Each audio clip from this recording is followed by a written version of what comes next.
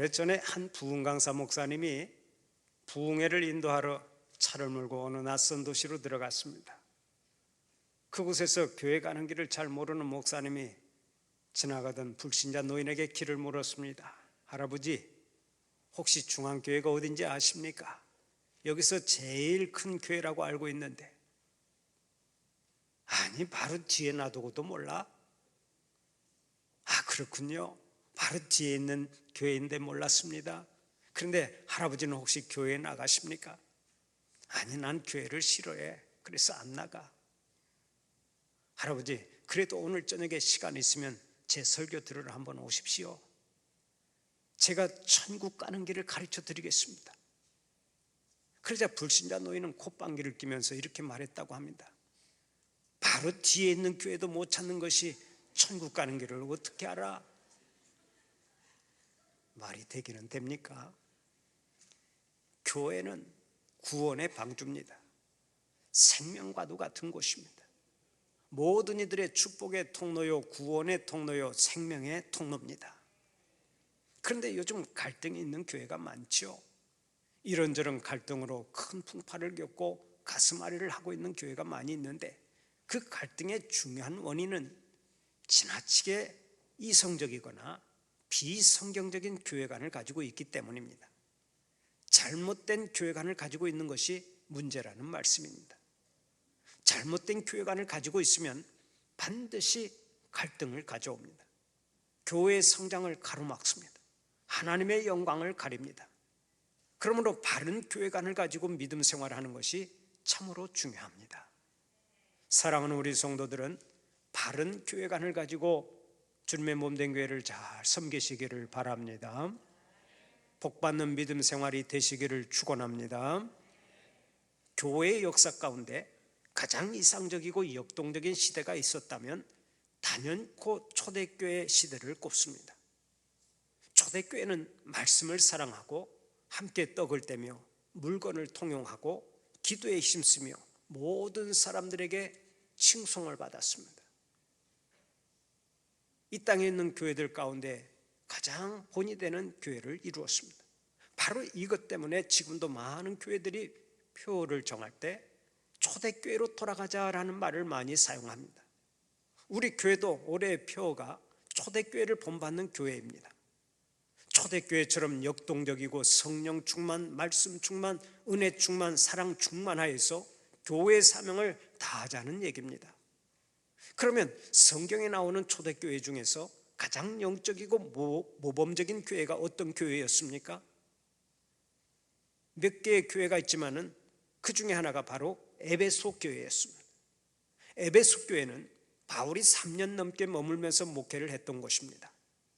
바울이 한 장소에서 가장 오래 머물며 목회를 했던 곳이 에베소 교회였던 것입니다. 그로 인해 에베소 교회는 여러 가지 장점을 많이 가지고 있던 훌륭한 교회였습니다. 그런데 에베소서 4장 25절을 보면 이런 말씀이 나옵니다. 그런즉 거짓을 버리고 각각 그 이웃과 더불어 참된 것을 말하라. 여러분, 바울이 왜 이런 얘기를 했겠습니까? 교인들 가운데 거짓말하는 성도가 있었기 때문입니다. 거짓말하는 사람이 없는데 여러분, 거짓말하지 마세요, 제발 참된 말을 하세요 하고 권면할 리가 없습니다. 분명히 거짓말하는 성도가 있었다는 것입니다. 또 에베소서 4장 28절을 보면 이런 말씀도 나옵니다. 도둑질하는 자는 다시 도둑질하지 말라. 무슨 얘기입니까? 그렇게 훌륭한 에베소 교회 안에도 도둑이 있었다는 것입니다. 세상의 교회 안에도 도둑질을 하는 도둑남이 있었고 도둑녀가 있었습니다. 이런 사람들에게 사도 바울은 제발 도둑질 좀 하지 말라 하고 권면했던 것입니다. 또 에베소서 4장 29절을 보면 이렇게 말씀합니다. 무릇 더러운 말은 너희 입 밖에도 내지 말라. 이 말씀 역시 에베소 교회 안에 더러운 말을 하는 사람이 있었다는 얘기입니다. 더럽고 추한 말을 아무렇지 않게 내뱉는 사람들이 있으니까 사도 바울이 강하게 권면했던 것입니다. 무릇 더러운 말은 아예 입 밖에도 내지 말라. 에베소 교회는 초대교회 중에서 가장 소문이 좋은 교회였습니다. 그런데 그 교회 안에도 거짓말하고 도둑질하고 더러운 말을 일삼는 교인들이 있었습니다. 오늘 이것이 우리에게 시사하는 바가 뭡니까? 이 세상에는 완전한 교회가 없다는 것입니다. 100% 완벽한 교회는 단 한 군데도 없습니다. 어느 교회든 유치한 교인이 있고 수준 낮은 교인이 있다는 것입니다. 그렇다면 교회 다니다가 조금 수준 낮은 교인들을 보아도 너무 놀라거나 슬퍼하지 마시기 바랍니다. 초대교회 같이 훌륭한 교회에도 수준 낮은 교인이 있었다면 오늘의 교회는 두말할 필요가 없습니다. 분명히 거짓말하는 교인도 있고 도둑질하는 교인도 있고 더러운 말을 하는 교인도 있을 것입니다. 그러면 예수님은 이런 사람들을 어떻게 대하셨습니까? 인정사정 보지 않고 내리치셨습니까? 아니면 그들을 긍휼히 여기셨습니까? 오늘의 본문 마가복음 2장 17절을 보면 그 답이 나와 있습니다. 예수께서 들으시고 그들에게 이르시되 건강한 자에게는 의사가 쓸데없고 병든 자에게라야 쓸데있느니라. 나는 의인을 부르러 온 것이 아니요 죄인을 부르러 왔노라 하시니라. 예수님은 의인을 부르러 온 것이 아니라 죄인을 부르러 왔다고 말씀하십니다. 예수님은 죄 많은 우리 인생들을 긍휼히 여기셨습니다. 그리고 그 긍휼 때문에 지금도 우리를 부르신다는 것입니다. 그렇다면 교회는 의인들의 집합소가 아니라 죄인들의 집합소라고 할 수 있습니다. 교회는 죄인들이 모이는 곳입니다. 영적으로 병든 사람들이 모이는 곳입니다. 그래서 예수님은 오늘 또 이렇게 말씀하십니다. 병든 자에게라야 의사가 필요하지 않느냐? 나는 병든 사람을 부르러 왔노라. 예수님은 병든 사람을 부르러 이 땅에 오셨다는 것입니다. 결국 이 말씀을 유추해 보면 교회는 병원과 같다는 얘기입니다. 교회는 모든 사람들의 종합병원입니다. 그런데 환자들이 병원에 갈 때마다 항상 생각하는 것이 있죠. 저 병원에 가면 환자인 나를 어떤 식으로 대할까? 나를 존중해 주면서 친절하게 다룰까? 아니면 나를 돈으로 알고 막 다룰까? 가급적이면 내가 치료받는 동안 내게 잘 대해주었으면 좋겠다. 누구나 이런 생각을 하고 병원에 찾아가는 것입니다. 제가 오래전에 서울에서 목회를 할 때 갑자기 열이 나고 감기 기운이 있어서 집 근처에 한 종합병원에 간 적이 있습니다. 한밤중에 응급실을 찾아갔더니 당직 의사가 저를 따라오라고 하더니 꼭 죄인 취급을 하더라고요. 제 의견이나 몸의 상태를 설명하려 했지만은 그것은 들으려고 하지도 않고 무조건 저보고 피부터 뽑자는 것입니다. 몸살 감기 때문에 갔는데 피부터 뽑자고 하니까 너무나 황당하더라고요. 거기에다가 어찌나 고압적이고 불친절한지 제가 그냥 집으로 돌아와 버렸습니다. 피 안 뽑고 집으로 돌아왔어요. 그랬더니 감기도 놀랬는지 어디론가 도망가 버리더라고. 그 병원의 이미지가 영 좋지를 않았습니다. 그러다가 몇 년 뒤에 다른 병원에 보호자로 그 한 병원을 찾아간 적이 있는데 그 병원은 그렇게 친절할 수가 없었습니다. 의사도 친절하고 간호사도 친절하고 직원도 친절하고 청소부까지도 친절했습니다. 똑같은 종합병원인데 너무나 달랐습니다. 그래서 지금도 그 병원만큼은 이미지가 아주 좋습니다. 병원은 환자에게 친절해야 합니다. 마찬가지입니다. 교회도 교인들을 잘 다루어야 합니다.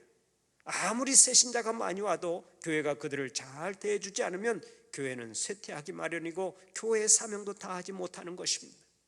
그런 의미에서 우리는 오늘의 본문을 주목해야 합니다. 본문을 보면 예수님이 영적 환자들을 다루는 방식에 있어서 친히 본을 보여주시기 때문에 그렇습니다. 예수님은 우리가 우리 주변의 이웃들을 어떻게 대해야 하는지를 분명하게 가르쳐 주십니다. 그러면 우리 교회가 사람들을 어떻게 접촉하고 어떻게 대해야 하겠습니까? 첫째로 사람들을 예수님의 눈으로 보아야 합니다. 오늘의 본문을 14절을 보면 이렇게 말씀하지요. 또 지나가시다가 알페오의 아들 레위가 세관에 앉아 있는 것을 보시고 그에게 이르시되, 예수님이 길을 지나가시다가 알페오의 아들 레위라고 하는 사람이 세관에 앉아 있는 것을 보셨다고 했습니다. 레위가 세관에 앉아 있었던 것은 그의 직업이 세리, 곧 세무 공무원이었다는 얘기입니다. 그런데 예수님이 그 세리를 눈여겨보시고 말을 걸었습니다. 이것이 그 당시의 문화로는 아주 쇼킹한 사건입니다. 왜 그런 줄 아세요? 당시의 세리는 허가 난 도둑이라고 해서 사람들이 하나같이 다 죄인 취급하고 그들을 상대도 하지 않았습니다. 자기 백성들에게 세금을 많이 거두어서 그 중에 한 반절은 로마 제국에 갖다 바치고 그리고 반절은 자기 주머니에 집어넣었으니 사람들이 그 세리를 좋게 보겠습니까? 죄인 중에 죄인으로 보았고 당시에 몸을 파는 창기와 같이 취급을 했습니다. 그래서 랍비라고 하는 그런 존경받는 사람도 그들과는 아예 대화를 하지 않았습니다. 그것이 관례였습니다. 그런데 우리 예수님께서 그 죄인 중에 죄인인 세리에게 말을 걸었다는 점에서 유대 사회에서는 그것이 쇼킹한 사건이 아니라고 말할 수가 없는 거예요.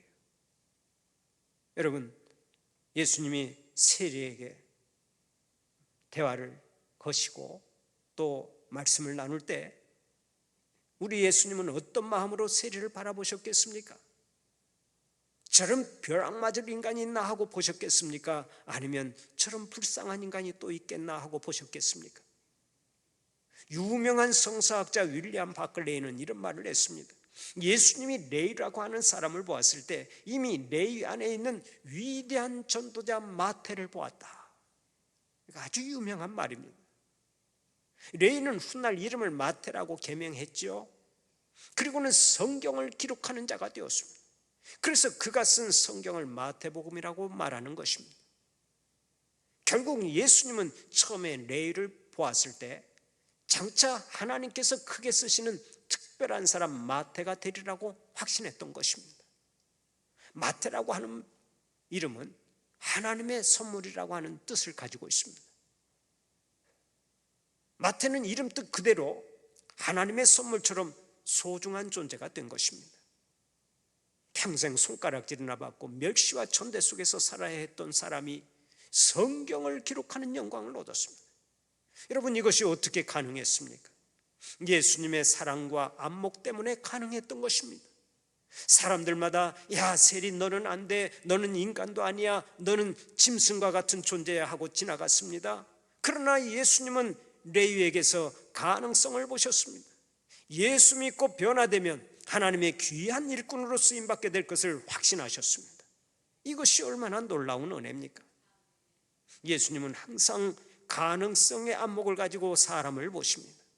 현재의 모습만 보고 판단하시지 않습니다. 창녀였던 막달라 마리아를 보세요. 막달라 마리아는 문자 그대로 욕망의 불꽃처럼 살았습니다. 오로지 자신의 욕망을 따라가는 여인이었습니다. 그런데 예수님은 그 막달라 마리아에게서 막 주는 마리아의 가능성을 보신 것입니다. 지금 무슨 얘기하는지 잘 모르시는 분이 많은 것 같은데 다시 한번 반복합니다. 막 달라 하는 마리아에게서 막 주는 마리아의 가능성을 보셨다는 것입니다. 실제로 막달라 마리아가 예수님을 만난 후에 어떻게 변화되었습니까? 예수님의 부활의 복음을 증거하고 가진 재물과 시간과 향유옥합을 막 내어주고 다니는 여인으로 바뀌었습니다. 예수님은 한 창녀 안에서 위대한 제자의 가능성을 보았던 것입니다. 오늘 우리가 사람을 이렇게 보아야 합니다. 교회 안이든 밖이든 모든 사람들을 예수님의 안목으로 바라볼 때 교회는 구원의 방주가 되는 것입니다.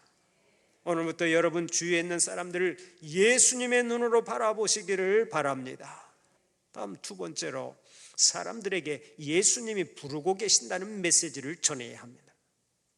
예수님은 세관에 앉아있는 레위를 보고 즉각 이렇게 말씀하셨죠. 레위야 나를 따르라. 레위를 부르신 예수님은 오늘 또 우리를 부르십니다. 동문아 나를 따르라. 아무개야 나를 따르라. 그러면 예수님이 왜 예수님을 따라오라고 말씀하십니까? 예수님만이 길이요 진리요 생명이시기 때문에 그렇습니다. 예수님은 우리에게 길이 되기 위해 이 땅에 오셨습니다. 그러므로 예수님을 따라가기만 하면 우리를 지으신 하나님 아버지께로 도달하게 될 줄로 믿습니다. 예수님은 진리로 오셨습니다. 그러므로 진리가 되신 예수님을 따라가기만 하면 모든 일에 승리하게 될 줄로 믿습니다. 예수님은 영원한 생명이 되십니다. 그러므로 생명이 되신 예수님을 따라가기만 하면 영생의 복을 누리게 될 줄로 믿습니다.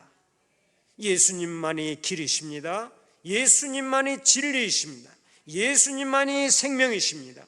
예수님만이 구원이시고 예수님만이 우리의 영원한 소망이십니다.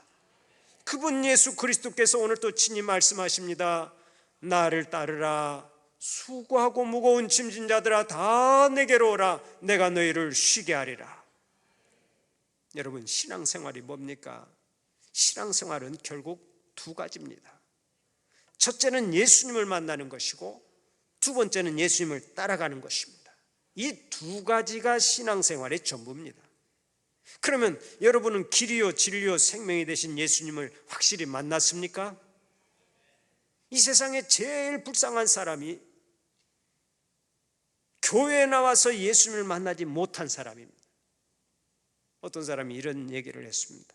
소화제 먹고 취한 사람이 제일 억울한 사람이다.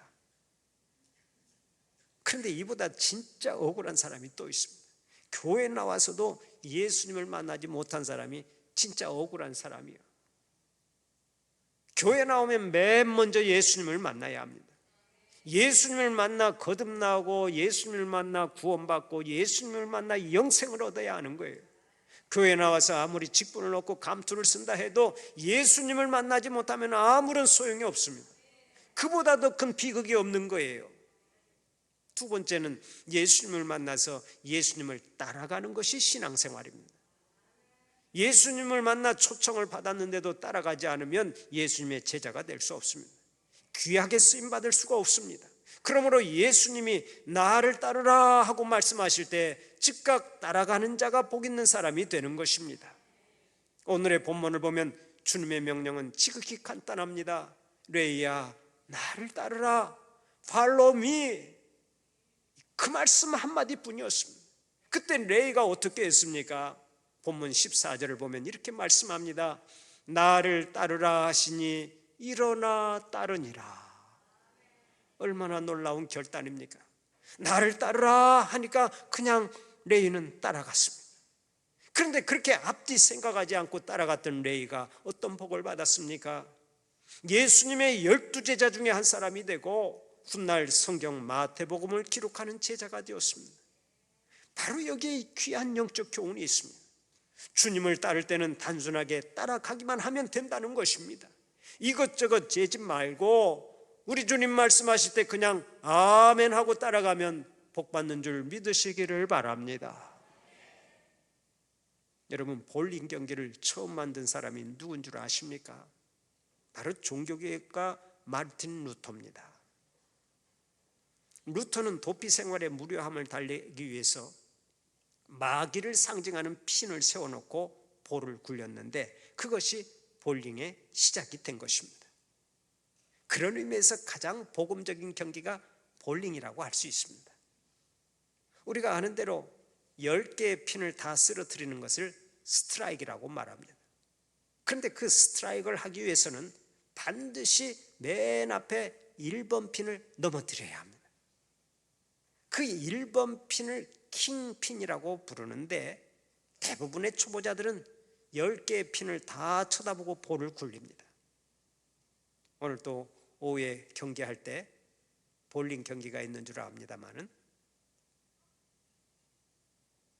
초보자들은 그냥 10개의 핀을 보고 가운데다 그냥 대충 던집니다. 그러나 고수는요, 킹핀의 한 점만을 향해서 볼을 굴립니다.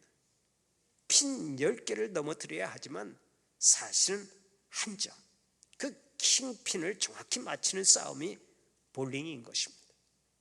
그런데 우리의 신앙생활도 이와 똑같습니다. 주님께서 부르실 때 그냥 주님만 바라보고 단순하게 아멘 하고 따르는 자에게 주님께서는 승리 주시고 큰 복을 주시는 것입니다. 사랑하는 우리 성도들은 주님이 나를 따르라 하고 말씀하시면 무조건 따라가시기를 축원합니다. 복의 근원이 되시는 주님을 따라가면 온갖 좋은 것들이 다 따라오는 것입니다. 명예도 따라오고 권세도 따라오고 물질도 따라오고 평강도 따라오고 승리도 따라오고 행복도 따라옵니다. 마치 감자 줄기를 잡아당기면 감자가 다 따라오는 것처럼 주님 손 붙잡으면 하늘의 복 땅의 복이 다 따라오게 되는 줄 믿으시기 바랍니다. 그런데 나 혼자 예수님 만나서 예수님 따라가면 안 됩니다. 예수님은 이 땅의 모든 사람들이 예수님을 따라오기를 원하시기 때문에 그렇습니다. 예수님은 나만을 위해서 십자가에 못 박혀 죽으신 것이 아닙니다.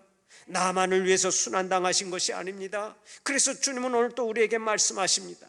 그러므로 너희는 가서 모든 민족을 제자로 삼아 아버지와 아들과 성령의 이름으로 세례를 베풀고 내가 너희에게 분부한 모든 것을 가르쳐 지키게 하라. 예수님은 우리가 이제 복음의 증인 되기를 원하십니다. 예수님을 따라가 보니까 거기에 생명의 길이 있고 승리의 길이 있고 천국의 영원한 소망이 있습니다. 예수 믿읍시다. 우리 함께 예수 믿고 주님을 따라가십시다 하고 예수님을 소개하라는 것입니다. 이것을 다른 말로 하면 전도라고 말합니다. 그러면 믿는 자의 가장 큰 사명이 이제 전도인데 오늘 여러분은 얼마나 전도에 힘을 쓰고 계십니까? 동물병원을 운영하는 한 수의사 집사님이 있었습니다. 이 집사님이 어느 날 병원 문을 열어보니까 떠돌이 병든개가 병원 앞에 와서 쭈그리고 앉아 있었습니다. 사방에 피가 엉겨 붙어 있고 몸이 만신창이가 되어 있었습니다. 너무나 불쌍해서 그 병든개를 병원 안으로 데려다가 치료를 잘 해주었습니다. 배가 고플까 봐 먹을 것도 갖다 주고 하니까 그것을 잘 먹고 의자 밑에서 잠까지 잤습니다. 그런데 바쁘게 일하다 보니까 어느새 개가 사라지고 없었습니다. 그래서 역시 개는 개구나, 그렇게 치료해주고 밥도 줬는데 간다는 인사도 없이 사라지다니 하면서 섭섭하게 생각했습니다. 그런데 이게 웬일입니까? 저녁 때가 되니까 그 개가 또 다른 병든 개를 데리고 병원으로 들어오는 것입니다. 그 개가 왜 다른 개를 데리고 왔겠습니까? 그 병원에 가니까 나를 치료해주고 먹여주고 돌봐주는데 너무나 좋더라 해서 데리고 온 것입니다. 집사님은 할 수 없이 그 병든 개를 또다시 잘 치료해주고 돌봐주었는데 그 개를 치료해주면서 하나님 앞에서 크게 회개했다는 거예요. 그래, 나는 저 병든 개만도 못하구나. 목사님은 전도 좀 하라고 그렇게 목이 터지라고 외치는데 전도 하나 못하니 나는 저 병든 개만도 못하구나. 그러면서 회개했다는 거예요. 예수님은요, 우리가 전도할 때 가장 기뻐하십니다. 예수님은 전도하기 위해 이 땅에 오시고 전도하기 위해 순환당하시고 전도하기 위해 십자가에 못 박혀 돌아가셨기 때문입니다.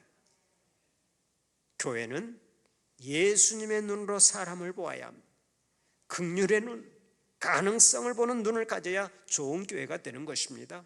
그뿐 아닙니다. 교회는 사람들에게 예수님의 초청을 소개해야 합니다. 쉬지 않고 전도해야 좋은 교회가 되는 것입니다. 사랑하는 우리 성도들은 평생을 우직하게 주님만 따라가면서 무생명들을 주님 앞에 인도하고 레이처럼 영원히 빛나는 하늘의 별들이 되시기를 간절히 축원합니다.